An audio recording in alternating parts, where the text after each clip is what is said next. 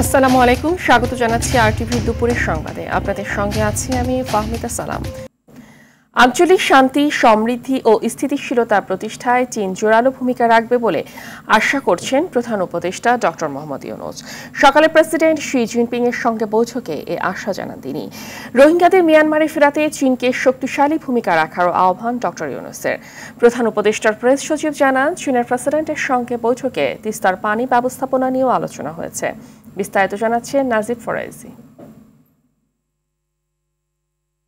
বেইজিংয়ের great হল of the পিপলে চীনের president Xi Jinping এর সঙ্গে দ্বিপক্ষীয় বৈঠক করেন প্রধান উপদেষ্টা ডক্টর মোহাম্মদ ইউনূস। বৈঠকে দুই দেশের স্বার্থ সংশ্লিষ্ট বিভিন্ন বিষয় নিয়ে আলোচনা হয়। বাংলাদেশে জুলাইয়ের অভ্যুত্থানের কথা উল্লেখ করে প্রধান উপদেষ্টা বলেন, ২৪-এর অভ্যুত্থান নতুন বাংলাদেশ গঠনের পথ সুগম করেছে। চীনের সঙ্গে দীর্ঘ সম্পর্কের কথা স্মরণ করে প্রধান উপদেষ্টা বলেন, তিনি সেখানে গ্রামীণ ব্যাংক ও সামাজিক ব্যবসার প্রচলনে যুক্ত ছিলেন। বৈঠকে রোহিঙ্গা সংকট নিয়ে আলোচনা করেন এবং মিয়ানমারে রোহিঙ্গাদের নিরাপদ ও সম্মানজনক প্রত্যাবর্তনে চীনকে শক্তিশালী ভূমিকা রাখার আহ্বান জানান ডক্টর ইউনূস।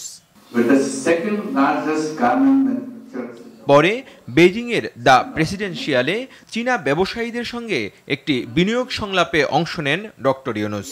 ব্যবসা বান্ধব পরিবেশের কথা তুলে ধরে বাংলাদেশে বিনিয়োগের আহ্বান জানান তিনি।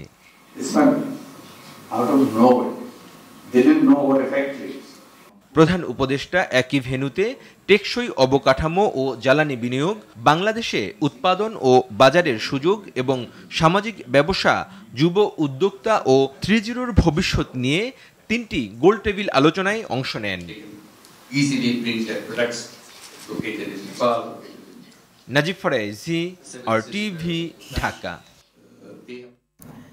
নির্বাচন নিয়ে পেন্ডুলামের মতো দোলাচাল না রেখে জাতিকে আশ্বস্ত করতে নির্দিষ্ট তারিখ ঘোষণা দাবি জানিয়েছে বিএনপি সিনিয়র যুগ্ম মহাসচিব রুহুল কবির রিজভী।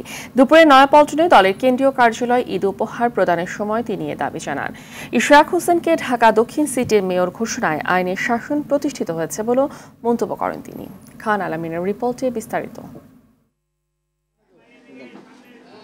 জুলাই গণ অভ্যুত্থানে রিকশা, ভ্যান, অটোচালকদের ভূমিকা ছিল অনন্য।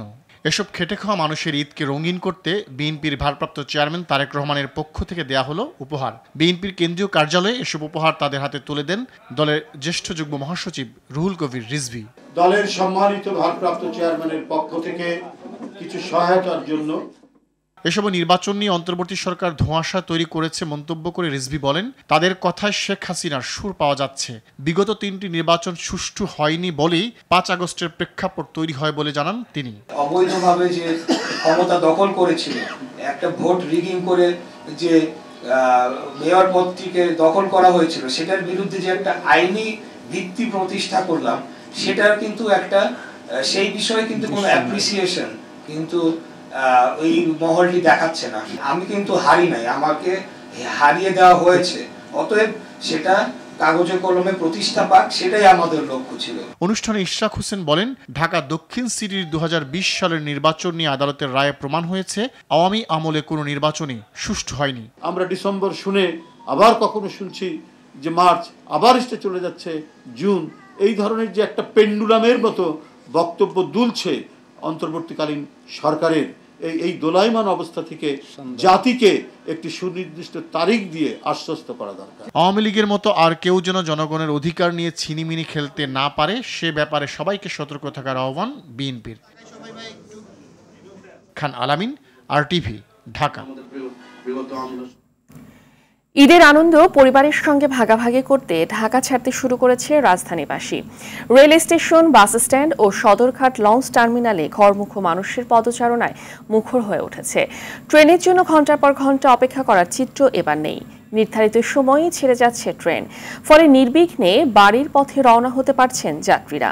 প্রতিটি ট্রেন নির্ধারিত সময়ে ঢাকা রেলওয়ে স্টেশন ছাড়ছে। উপচে পড়া ভিড় নেই গাবতলীতে, কাউন্টারে টিকিট পেয়ে স্বস্তি ঘরমুখো মানুষের। পথে নেই সেই অর্থে যানজট। ভোগান্তি ছাড়াই এবছর নির্বিঘ্নে গন্তব্যে যাচ্ছে তারা। তবে ট্রেনের ছাদে ও বিনা টিকিটে ভ্রমণ নিষেধ থাকলেও অনেকেই তা মানছে না। এদিকে আজ বিক্রি হচ্ছে 7 এপ্রিলের আন্তনগর ট্রেনের ফিরতি টিকিট। শঙ্কা ছিল যে হয়তো টেকনিক্যাল এই সাইডে গাবতলীর দিকে কিছুটা জ্যাম হবে, বাট খুবই ভালো অবস্থা, কোনো জ্যামটাম কোনো কিছুই নাই। পিকেট ডিউটি মোতায়েন করেছে, ওয়াচ টাওয়ার হয়েছে, পুলিশ কন্ট্রোল রুম হয়েছে, বিভিন্ন পয়েন্টে আমাদের পুলিশ ডিউটিতে আছে। যে কোনো সমস্যা হলে যাত্রীদের ইনস্ট্যান্ট যাতে আমরা ব্যবস্থা নিতে পারি সেটা ব্যবস্থা করছি আমরা। এবারের পরিস্থিতিও ভালো, আমরা গেট দিয়ে আসতেছিলাম, অনেক সিকিউরিটি ছিল, ভালো করে আমরা আসতে পেরেছি। ট্রেন লেট নেই, ট্রেন 1 ঘন্টা আগেই এসে বসে আছে। আমরা এবার সুন্দরভাবে ঈদে বাড়ি ফিরতে পারতেছি আর কি। আজকে 28 তারিখ, 5ম দিনের মতো ঈদযাত্রা শুরু হলো। আমাদের আন্তনগর ট্রেন, মেল এক্সপ্রেস মিলিয়ে 20টা ট্রেন ছেড়ে গেছে। প্রত্যেক ট্রেনেই মোটামুটি লক্ষণীয় ভিড় ছিল। এদিকে শিল্পাঞ্চল আশুলিয়ার সড়ক মহাসড়কে যানবাহনের চাপ বেড়েছে। আশুলিয়ায় গার্মেন্টস ছুটি হওয়ায় গেল রাত থেকে বাস, ট্রাক, মাইক্রোবাস, প্রাইভেট কারে শ্রমিকরা তাদের নিজ নিজ গন্তব্যে ছুটছে। সকাল থেকে নবীনগর চন্দ্রা মহাসড়কের বাইপাল, ডিইপিজেড, বলিভদ্র, শ্রীপুর, জিরানী বাজার, কবিরপুর বাস স্ট্যান্ড সহ বাইপাইল, আব্দুল্লাপুর, সিএন্ডবি আশুলিয়া সড়কগুলোতে যানজট দেখা দিয়েছে। গাজীপুরের চন্দ্রায় গণপরিবহনের চাপ বেড়েছে। বাড়ি ফেরা যাত্রীদের অনেকেই ভাড়া বেশি নেওয়ার অভিযোগ করছে। ঢাকা, টাঙ্গাইল, যমুনা সেতু মহাসড়কেও বেড়েছে যানবাহনের চাপ। যাত্রীদের নিরাপদে বাড়ি ফিরতে পুলিশের পাশাপাশি কাজ করছে সেনাবাহিনী। দক্ষিণ পশ্চিমাঞ্চলের প্রবেশ পথ পদ্মা সেতুতেও যানবাহনের চাপ রয়েছে। ব্যক্তিগত গাড়ির পাশাপাশি মোটরসাইকেলে পদ্মা সেতু দিয়ে বাড়ি ফিরছেন মানুষজন। সিরাজগঞ্জে যমুনা সেতুর পশ্চিম সংযোগ মহাসড়কে যানবাহনের চাপ বাড়লেও যানজট সৃষ্টি হয়নি। দর্শক, এই বিষয়ে বিস্তারিত জানাতে গাজীপুরের চন্দ্রা থেকে যুক্ত হচ্ছেন সহকর্মী কামাল হোসেন বিপ্লব। চন্দ্রা এলাকার পরিস্থিতি এই মুহূর্তে কেমন দেখতে পাচ্ছেন? যানজটের কি অবস্থা জানাবেন? জি ফাহমিদা, আপনি জানেন যে সকালের যে চন্দ্রা এলাকার চিত্র ছিল সেই চিত্র এখন কিন্তু ভিন্ন রূপের। বেলা বাড়ার সাথে সাথে দুপুরের পর থেকে কিন্তু এই চন্দ্রা ত্রিমুর এলাকায় যাত্রীদের ভিড় বৃদ্ধি পেয়েছে। তবে আমি যাত্রীদের সাথে কথা বলেছি, তারা জানিয়েছেন এবারে ঈদে কিন্তু তাদের দ্বিগুণ ভাড়া গুনতে হচ্ছে বলে অভিযোগ রয়েছে। এর পাশাপাশি আমি পুলিশের সাথে কথা বলেছি, পুলিশ জানিয়েছেন যে সুনির্দিষ্ট কোনো অভিযোগ পেলে কিন্তু তারা আইনগত ব্যবস্থা গ্রহণ করবেন। তবে আমি বলি, এই উপজেলায় কিন্তু অনেক শিল্প কলকারখানায় ছুটি হয়েছে, যার ফলে দুপুরের পর থেকে চন্দ্রা ত্রিমুর এলাকায় যাত্রীদের ঢল নেমেছে। তবে গণপরিবহনের ভাড়ার বেশির কারণে তারা কিন্তু ট্রাক, মোটরসাইকেল এবং বিভিন্ন পরিবহনে তারা জীবনের ঝুঁকি নিয়েই তারা যাচ্ছে। জি ফাহমিদা, এই ছিল চন্দ্রা এলাকার সর্বশেষ খবর।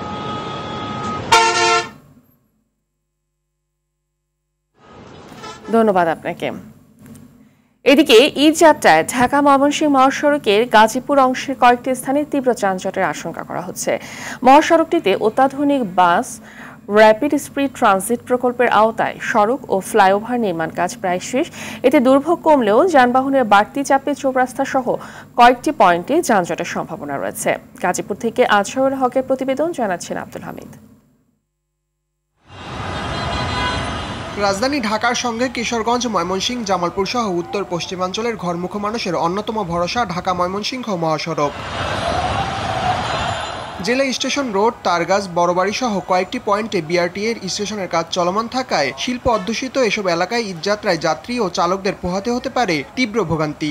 থেকে গাজীপুর আসতে সাধারণত 1 ঘন্টা সময় লাগে, কিন্তু এখন তো 1.5 ঘন্টা 2 ঘন্টাও লাগে যায়। ভোর থেকে তো অনেক যানজট, অনেক কিছু হয়। আমরা চাই এবারে যেন সুস্থভাবে জ্যাম না থাকে। ঈদে অতিরিক্ত যানবাহনের চাপ, মহাসড়কে খানাখন্দ থাকায় যাত্রীদের দুর্ভোগ বাড়ার আশঙ্কা করছে চালকরা। বুকরা বাইপাস, গাজীপুর চৌরাস্তা এইসব জায়গায় যানজট লাগা থাকে। ট্রাফিক ব্যবস্থা ভালো থাকলে যানজট থাকবে না। সিএনজি অটোগুলা অনেক ঝামেলা করে আমাদের জন্য, ওদেরকে এই রুট থেকে মেইন রুটের থেকে আউট করে দিতে হবে। ঈদকে সামনে রেখে গাজীপুর মহাসড়কে যানজট নিরসন ও নিরাপত্তা নিশ্চিতে অতিরিক্ত পুলিশ মোতায়েন সহ টহল কার্যক্রম বাড়িয়েছে জেলা পুলিশ। আমরা এই চৌরাস্তার সর্বোচ্চ প্রায়োরিটি দিব, এর আশপাশে যাতে কোনো দোকানপাট বা রাস্তা বা ফুটপাতে যাতে কোনো হকাররা বসতে না পারে, আমরা এগুলি খেয়াল রাখবো। ট্রাফিকের যারা আছেন তারা থাকবেন এবং বিভিন্ন সংগঠন বা বিভিন্ন ব্যানার থেকে আমরা কিছু ট্রাফিক ভলান্টিয়ার নিব। এবারের ঈদে যাত্রীদের নিরাপদ ও স্বস্তিদায়ক ভ্রমণ নিশ্চিত করতে কাজ করছে আইন শৃঙ্খলা বাহিনী। এরই মধ্যে গাজীপুর জেলা প্রশাসনের পক্ষ থেকে নেওয়া হয়েছে বিভিন্ন পদক্ষেপ। সড়কগুলোতে চলমান সংস্কার কাজ সম্পূর্ণ হলে দুর্ভোগ কমবে ঘরমুখো মানুষের, এমনটাই প্রত্যাশা যাত্রী ও সংশ্লিষ্ট কর্তৃপক্ষের। আব্দুল হামিদ, RTV। ঈদের ছুটিতে বাড়ি ফেরার পথে কুষ্টিয়ার ট্রাক চাপায় মা ও ছেলের মৃত্যু হয়েছে। ভোরে কুষ্টিয়ার ত্রিমোহনী এলাকায় বাইপাস মোড়ে এই দুর্ঘটনা ঘটে। দুর্ঘটনায় আহত হয়েছে মোটরসাইকেলের চালক শিশুর বাবা আব্দুল কাদের। পুলিশ জানায় মোটরসাইকেলে স্ত্রী শিশু সন্তানকে নিয়ে কুষ্টিয়া শহরের বাড়িতে ফিরছিলেন কাদের। এ সময় মোটরসাইকেলটি কুষ্টিয়া শহরে প্রবেশ মুখে ত্রিমোহনী মোড়ে আসলে একটি ট্রাক পাশ থেকে ধাক্কা দিলে মোটরসাইকেল থেকে তিনজনই সড়কে পড়ে যায়। এ সময় পেছন থেকে আসে একটি বালু বোঝাই ট্রাক তাদেরকে চাপা দিলে ঘটনাস্থলে দুজনের মৃত্যু হয়। ঢাকা ময়মনসিংহ মহাসড়ক গাজীপুর সদর উপজেলার হোতাপাড়ায় অজ্ঞাত গাড়ির সঙ্গে মুরগিবাহী পিকআপ ভ্যানের মুখোমুখি সংঘর্ষে দুজন নিহত হয়েছে। ভোরে এই দুর্ঘটনা ঘটেছে। এদিকে রাজধানী বনানীতে গার্মেন্টস শ্রমিকদের আনা নেওয়া করা একটি বাস উল্টে 42 জন আহত হয়েছে।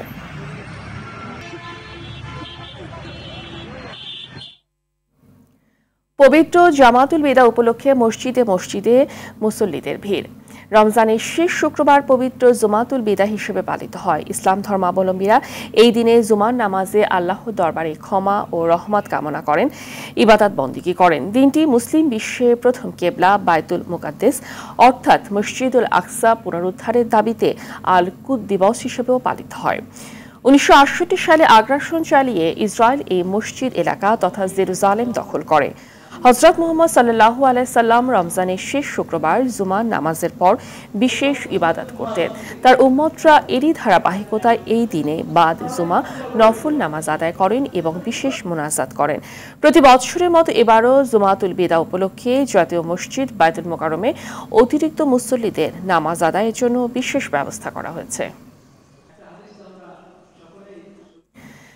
দর্শক, জাতীয় মসজিদ বাইতুল মোকাররম এলাকায় আছেন সহকর্মী মাহিন আরাফাত। সরাসরি চলে যাচ্ছি সেখানে।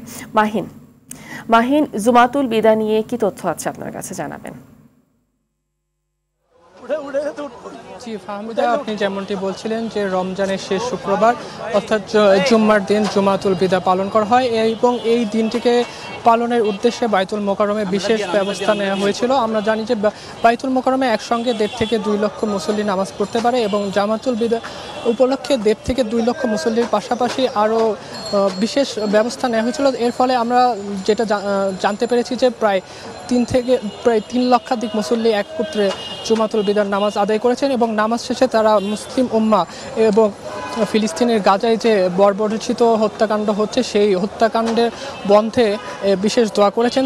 আমরা মুসল্লিদের সাথে কথা বলেছি, তারা যেমনটি বলেছেন যে রমজান আসলে একটি ফজিলতপূর্ণ মাস এবং এই মাসটির মধ্যে সবচেয়ে গুরুত্বপূর্ণ দিনটি হচ্ছে জুম্মার দিন। জুম্মার দিনটিকে গরিবের ঈদের দিনও বলা হয়। এই দিনে আসলে মুসল্লিরা একত্রে জুম্মার নামাজ আদায় করে এবং এই নামাজের পরে যে সাধারণ দিনেও দোয়া করা হয় এবং জুমাতুল বিদা উপলক্ষে বিশেষ দোয়া করা হয়েছে। এই দোয়াই ছিল মুসলিম জাতির ঐক্যবদ্ধ হওয়া, তাদের মধ্যে যে ফাটল দেখা দিয়েছে সেটা যেন দূর হয়, ফিলিস্তিনেতে যে হত্যাকাণ্ড হচ্ছে সেই হত্যাকাণ্ড যেন বন্ধ হয়। এছাড়া মুসলিম উম্মাহ যারা মৃত্যুবরণ করেছে তারা সকলে যেন জান্নাতবাসী হয়, এই সকল দোয়াই আসলে তারা করেছেন। আর এছাড়া এই দিনটি উপলক্ষে যে ইফতারের পরে বিশেষ দোয়াও করা হয়ে থাকে। তো ফাহমিদা, এই ছিল আমার কাছে জামাতুল বিদা নিউজ সর্বশেষ। ধন্যবাদ আপনাকে। অভিযোগ থাকলেও তৃতীয় এয়ারলাইন্স হিসেবে আবারও ফ্লাইনাস এয়ারলাইন্সকে হজ যাত্রী বহনের সুযোগ দেওয়া হয়েছে। অভিযোগ রয়েছে আওয়ামী লীগ নেতা ও সাবেক হাব সভাপতি শাহাদাত হোসেন তসলিম এখনও দূর থেকে নিয়ন্ত্রণ করছে হজ যাত্রী পরিবহন ব্যবসাকে। হাবের সাধারণ সম্পাদক ফরিদ আহমেদ মজুমদার জানান, অদৃশ্য কারণে ফ্লাইনাস এয়ারলাইন্স আবারও যাত্রী পরিবহনে সুযোগ পেলেও তাদের কোনো অনিয়ম মেনে নেওয়া হবে না। আরও জানাচ্ছেন দীপন দেওয়ান। এবার বাংলাদেশ থেকে মোট 1,27,198 জন হজ করতে পারবেন। এর মধ্যে সরকারিভাবে 10,198 জন এবং বেসরকারিভাবে এজেন্সিগুলোর মাধ্যমে 1,17,000 জন হজ করতে পারবেন। 2023 সালে তৎকালীন হাব সভাপতি শাহাদাত হোসেন তসলিম ফ্লাইনাস এয়ারলাইন্সের বাংলাদেশের এজেন্ট হন। ওই বছর হজ যাত্রীদের বিমান ভাড়া 1,58,000 টাকা বেড়ে 1,98,000 টাকা হয়ে যায়। হঠাৎ এই ভাড়া বৃদ্ধির নেপথ্যে কাজ করেন তসলিম। ফ্লাইনাস এয়ারলাইন্সের মাধ্যমে বাড়তি ভাড়া পকেটে ঢোকান তিনি। বিমান ভাড়াটা 1,40,000 থেকে 1 লাফে কিন্তু প্রায় 1,97,000 টাকা হলো। এখানে প্রায় 60,000 টাকার মতো ডিফারেন্স হয়ে গেল এক বছরে। এটার জন্য কিন্তু কোনো যৌক্তিক কারণ ছিল না। অনেকেই এটাকে এখানে ফ্লাইনাসের আবির্ভাবটাকে দায়ী করেন। সেই বছর ফ্লাইনাস প্রথম হজ ক্যারিয়ারে ইনক্লুড হয়। সেই বছরে কিন্তু বিমান ভাড়াটা 1,40,000 থেকে প্রায় 2 লক্ষ টাকার মতো মধ্যে উন্নীত হলো। ক্ষমতার দাপট দেখিয়ে তসলিম বিগত সময় বাংলাদেশ বিমানের ফ্লাইট সংখ্যা কমিয়ে 20,000 যাত্রী ফ্লাইনাসে বহন করেন। যদিও এর বিরুদ্ধে নিম্নমানের সেবা দেওয়ার অভিযোগ রয়েছে। তারপরও এবছর আবারও তৃতীয় এয়ারলাইন্স হিসেবে যাত্রী বহনের সুবিধা দেয়া হয় ফ্লাইনাসকে। বাংলাদেশ বিমান এবং সৌদি এয়ারলাইন্সকে অন্তর্ভুক্ত করে কিন্তু হজের পরিকল্পনাটা তৈরি হয়। অজ্ঞাত কারণে ফ্লাইনাসটা এখানে ইনক্লুড হলো। কীভাবে হয়েছে এটা আমাদের জানা নেই, এটা মন্ত্রণালয়ে ভালো বলতে পারবেন। আমাদের হজ যাত্রীদের স্বার্থটা নিশ্চিত হতে হবে এবং কোনো রকম অনিয়ম বা নিয়ম নীতি বহির্ভূত কোনো কাজ এখানে আমরা গ্রহণ করব না। এইসব অভিযোগের ব্যাপারে ফ্লাইনাস এয়ারলাইন্সের বাংলাদেশের এজেন্ট ডাইনেস্টি ট্রাভেলসের কর্ণধার শাহাদাত হোসেন তসলিমের সাথে যোগাযোগ করে তার বক্তব্য পাওয়া যায়নি। দীপন দেওয়ান, আর টিভি, ঢাকা। দুপুরের সংবাদ এ পর্যন্তই। জেলার সংবাদ বিকেল 5:45টায় দেখার আমন্ত্রণ রইল। ধন্যবাদ সবাইকে।